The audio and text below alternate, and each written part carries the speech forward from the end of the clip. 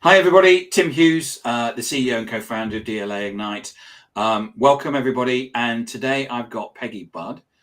Peggy, I can't remember if this is the second or third time that you've been on. Third, is it? Well, welcome back, because you may even be the first person to be back on for a third time. Oh my goodness, I'm touched. Thank you so much for being so educational and entertaining. Otherwise, I wouldn't have you back. Thank you. So Peggy, we're talking about your new book, Conversations Lead to Consensus, building a high-performing team on one conversation at a time. Congratulations on the book. Thank you. Before we get in, where can people find you? Well, they can find me on LinkedIn. Please, anyone that's listening, connect with me on LinkedIn. Let me know that you heard this podcast. And also you can go to my website, which is peggybudd.com, and you can connect with me on that. That has a contact sheet that you can just send me a quick email, and I will be glad to get back to you as quickly as I can. Excellent. Peggy, so what inspired you to write the book? Well, actually, this is my second book.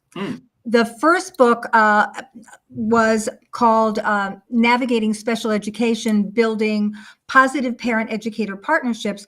And we wrote that because we wanted to create a framework for parents and educators to have meaningful conversations. Special education meetings were oftentimes adversarial, and what happened was everybody was fighting. There was no consensus. And effective communication was really the missing link. So we created this framework called the 5 C's of communication. The thing was that we realized that all meetings become less productive because they're filled with monologues. I'm sure most of the meetings you've attended, as I have. Yeah, was that a question, or was that just you telling us how clever you are? Well, we can make it either way. So we realized that we had to do something. And as we started sharing our model, we started doing some more research, we realized that this was really important, that we needed to offer this tool to business leaders and to people who are in any organization, so that they too can have effective conversations that are productive and lead to what we believe, and that's why we titled it Building Consensus. What we believed is reaching consensus is so important, rather than, what would I say, top down or majority leads decision making. Yeah, I mean, it's a fantastic platform, isn't it, in terms of actually taking, I mean, you're driving the conversation to consensus, and I think that's so important, because I think so many people just, or we've all done it. We've been in meetings and we're not listening to what the person's saying. We're just going to put forward our next point. So you make a strong connection between communication and performance. How do effective communications always translate into measurable team results? Well, measurable results, I would say that's a great question. And of course, every company wants to make sure that we have measurable results and that we're making money, so to speak.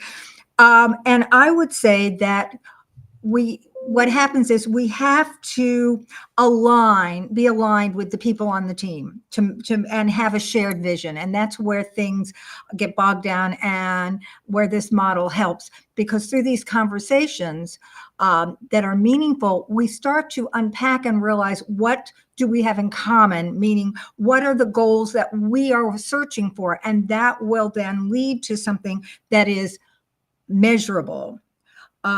So if we have an aligned purpose, and that inspires us to do more action, and when we're doing action, obviously we're going to be more successful. And that means that that's the foundation for being accountable, because we know what we're doing, and that leads to measurable success. Does that make sense? Yeah, it does. Yes. And I mean, the key thing is that you've come up with a framework, haven't you? In terms of how people can actually, frameworks help people in terms of having a process. One of the things is the word consensus can sometimes be misunderstood. People often think it means everyone has to agree. How do you define consensus in high performing teams context? That's great. And that was really our goal. I think you're right. Most of the time when people say consensus, well, we're not going to all agree. Or how long is it going to take us to have a conversation that we're all going to agree? We define consensus as really getting to a point where even if we don't agree, we are willing to support what decision is being made. And that happens because we've had a voice in the process. And we feel that sometimes it may be a little piece of something gets taken. It might be that for example, let's say that a decision is made and it's really not it's not the marketing plan that I thought was best, or it's not the sales plan that we wanted to do. The product, I thought a product was better. However, if through my sharing my information and concerns, I feel that what I've said was considered, and maybe one little piece, maybe I said that they decided because of my conversations and input that we will stretch this out, the initiation of it over a 2-week period instead of 5 days, which was the original plan. Well, now I feel that I had value. And when we feel that we have value on a team, then in the end, we are going to support what that team is going to do. And we're going to all have buy-in. So that's where consensus is, that we're willing to support it, not just not necessarily totally agree with it. I had a discussion with my business partner earlier today, and we disagreed. But we don't argue because we're business partners. So we had a discussion, which is we'll do it, but we'll do it for 3 months or 6 months, and then review it, rather than we're going to do it and we're going to do it forever, which gives a feeling, that's okay. We agree to disagree, but there was consensus. So if it doesn't work, we'll stop it. Right. And I think that if we feel, I think it goes to another one of our C's that comes before consensus, which is, well, let me just say the 5 C's. If they begin with, I think we should talk about, they begin with conversations. And conversations are not, as we began our conversation, are not monologues. They're dialogues, and they require some key elements. Yes, that's our model. Thank you. There's the 5C module. Yeah. Right. They require perspective taking. Yep. Active listening, and asking questions. And that makes the conversations not a monologue, but a dialogue. And when you do that, you can get that shared vision, which I said was so important to be able to measure success, because we're all on the same page and we know what that vision is and where we're going. And when we have that, now we're open to collaborating. And our next C is cooperating. Yep. And people have said, well, why did you have collaboration and cooperation? That's the same thing. It's not. In the way we view it, and my writing partner is Tamara Jacobson, and she and I have had lots of conversations about this. The reason we believe that is that collaboration means that we're going to work together on whatever that goal is. Cooperation, if you're in a team or an organization, everybody has their expertise. Everybody has certain responsibilities and brings certain skills to the table. We have to cooperate with each other. We have to, I might need the financial information, and you've got to give it to me in order for me to make a meaningful marketing plan or sales plan. So we have to all work together. So we have to collaborate, work together, and we have to cooperate and support each other. And then there's that, as you talked about, that disagreement, that hiccup in the road. Well, we believe that obviously we have to compromise. We all say that. However, when most people hear it, it's like nails on the chalkboard, and they go, compromise. What am I going to have to give up in order to make this work? And what we see is hopefully you don't have to really give up anything. What you have to do is say, well, what are the things I believe and what are the things you believe? And how can we mesh this, create something bigger and better than we came to the conversation with? In your case this morning, your compromise was, okay, we're not going to either agree to do it or not do it. We're going to agree to a short term, because then we can clearly evaluate what was working and what wasn't working and make change. And that's, for some people, that compromise, that, all right, well, we'll just do it for a short time if that's your compromise, because one of you might have wanted to do it for a long time and the other one didn't want to do it at all. So there's your compromise. What's going to happen is when you get to that 3-month period, you're going to be able to evaluate and look at it, and you're going to now be at a better place than if you had not done it at all, or if you just went full steam and never really looked back. Yeah, I agree. So what are the most common communication traps you see leaders fall into when trying to build alignment with their teams? Well, the first thing everybody does is we jump to conclusions. We make assumptions. Either this is going to work or it's not going to work. And to make an assumption or jump to a conclusion on anything without having a conversation is a major pitfall. That's for sure. And we also forget that in order to have meaningful conversations and really to come up with the best decision, we really have to understand and take the other person's perspective. And again, that's another word that we have found that oftentimes people assume that if I take your perspective, that means I'm going to agree with you. And you know what? Taking your perspective it doesn't mean agreeing at all. It means being able to stand in your shoes, look through your eyes, and understand what you're thinking, why you're thinking it, show empathy to that. And then we can have a conversation. If I can understand what you're thinking and you can understand what I'm thinking, then we can move forward. And that's really what too often people do. And I think another pitfall, especially like if you're dealing with multiple teams, cross organizational teams, and you're trying to do this, I think people avoid having difficult conversations. Well, we'll just put that on the back burner. How many times have you, well, we'll just put that on the back burner. That is a pitfall, because now we're not, it's always like the elephant in the room. We're not able to have those meaningful conversations, and therefore we're not going to be able to move forward. And I think another thing that I think is a pitfall is time becomes the pitfall.